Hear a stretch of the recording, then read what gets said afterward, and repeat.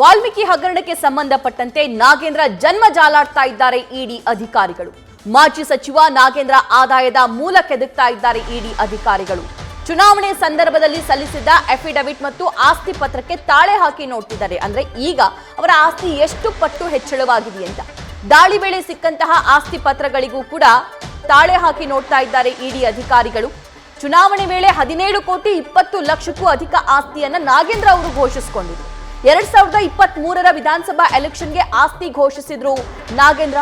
ಚುನಾವಣೆ ವೇಳೆ ವ್ಯತ್ಯಾಸ ಏನಾದರೂ ಕಂಡು ಬಂದ್ರೆ ನಾಗೇಂದ್ರಗೆ ಮತ್ತಷ್ಟು ಸಂಕಷ್ಟ ಇದೀಗ ಎದುರಾಗಲಿದೆ. ಅಂದ್ರೆ ಹಿಂದಿನ ಲೆಕ್ಕ ಪತ್ರಗಳು ಅಥವಾ ಹಿಂದಿನ ಆಸ್ತಿ ಪತ್ರಗಳು ಸಿಕ್ಕಂತಹ ಸಂದರ್ಭದಲ್ಲಿ ಅದನ್ನ ಚುನಾವಣೆ ಸಂದರ್ಭದಲ್ಲಿ ಘೋಷಿಸದೇ ಇದ್ರೆ ಅದು ಅವರಿಗೆ ಕಂಟಕ ಆಗಬಹುದು. ಈ ಬಗ್ಗೆ ಮತ್ತಷ್ಟು ಲೈವ್ ಡೀಟೇಲ್ಸ್ ನೀಡ್ತಾರೆ ನಮ್ಮ ಪ್ರತಿನಿಧಿ ಚಂದ್ರಶೇಖರ್. ನಾಗೇಂದ್ರ ಅವರ ಮೂಲ ಆಸ್ತಿಯನ್ನು ಕೂಡ ಕೆದಕ್ತಾ ಇದ್ದಾರೆ. ಎಲೆಕ್ಷನ್ ಸಂದರ್ಭದಲ್ಲಿ ಘೋಷಿಸಿಕೊಂಡಿರುವಂತಹ ಆಸ್ತಿಯ ವಿವರವನ್ನು ಕೂಡ ಅಧಿಕಾರಿಗಳು ಪಡೆದಿದ್ದಾರೆ. ಸೊ ಇದರ ತನಿಖೆ ಹೇಗಾಗುತ್ತೆ? ಖಂಡಿತವಾಗಿಯೂ ಸಭಾ ಈಗಾಗಲೇ ಈ ಒಂದು ಪ್ರಕರಣವನ್ನ ತನಿಖೆಗಿಳಿದಿರುವಂತಹ ಇಡಿ ಈಗಾಗಲೇ 2 ದಿನಗಳ ಕಾಲ ನಾಗೇಂದ್ರ ಅವರ ಮನೆ ಮೇಲೆ ದಾಳಿಯನ್ನ ನಡೆಸಿತ್ತು. ಈ ವೇಳೆಯಲ್ಲಿ ಯಾವೆಲ್ಲ ದಾಖಲಾತಿಗಳು ಸಿಕ್ಕಿದೆ, ಮತ್ತೆ ಆಸ್ತಿ ಪತ್ರಗಳು ಏನಾದರೂ ಸಿಕ್ಕಿದೆಯಾ, ಮತ್ತೆ ಅವರ ಬಳಿ ಇರುವಂತಹ ಅಕೌಂಟ್ಸ್ ಎಷ್ಟು, ಈ ಎಲ್ಲ ಕಂಪ್ಲೀಟ್ ಮಾಹಿತಿಯನ್ನ ಈಗಾಗಲೇ ಕಲೆ ಹಾಕಿರುವಂತಹದ್ದು.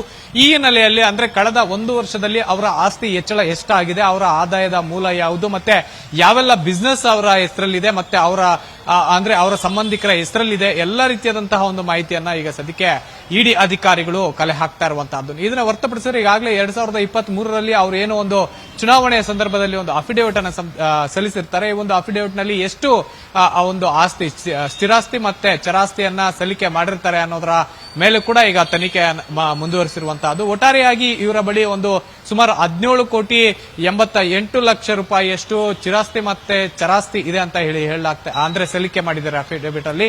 ಇನ್ನು ಸ್ಥಿರಾಸ್ತಿ ಅನ್ನ ನೋಡೋದಾದ್ರೆ ಬೆಂಗಳೂರಿನ HSR ಲೇಔಟ್ ಹಾಗೂ ನ್ಯೂ BL ರೋಡ್ ನಲ್ಲಿರುವಂತಹ ಫ್ಲಾಟ್ ಜೊತೆಗೆ ಅವರ ಸ್ವಂತ ಊರಿನಲ್ಲಿರುವಂತಹ ಕೇವಲ 4 ಎಕರೆಯ ಜಮೀನು ಅಷ್ಟೇ ಇರುತ್ತೆ. ಅದಾದ ನಂತರ ಚಿನ್ನಾಭರಣ, ಈ ವಾಹನಗಳು, ಈ ರೀತಿಯಾದಂತಹ ಚರಾಸ್ತಿಯನ್ನ ನೋಡೋದಾದ್ರೆ ಸುಮಾರು 12 ಕೋಟಿ 85 ಲಕ್ಷ ರೂಪಾಯಿ ಇರುತ್ತೆ.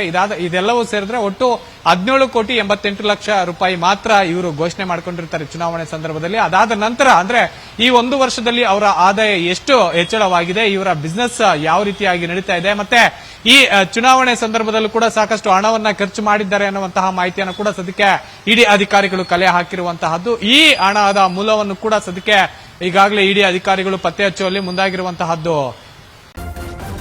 ನ್ಯೂಸ್ ಫಸ್ಟ್ ನಿರ್ಭೀತಿಯಿಂದ ನಿಮ್ಮ ಪರವಾಗಿ.